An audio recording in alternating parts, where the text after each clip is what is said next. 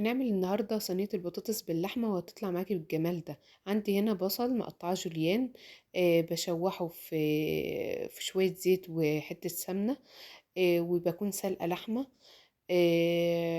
بقلب البصل في اللحمة بحيث ان اللحمة تاخد طعم البصل كويس، ووطي عليه عشان البصل ما يتلسعش. وبكون مقطعة البطاطس حلقات.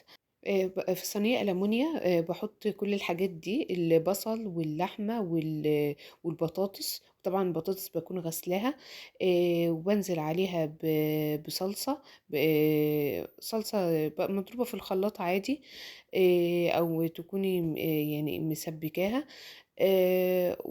وبانزل عليها بشوية شوربة. يعني حاولي اللي هو تغطي بس اللحمة بالبطاطس.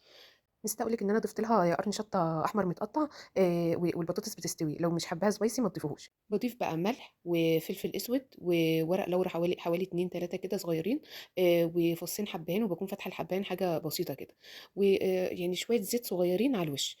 بسيبها بقى تغلي لحد ما البطاطس نفسها تستوي. ممكن بقى تحطها في الفرن تاخد وش، او تستكفي ان انت تسيبها كده على البوتاجاز، هتطلع معاكي بمنتهى الجمال. جربيها وقولي لي رايك في التعليقات.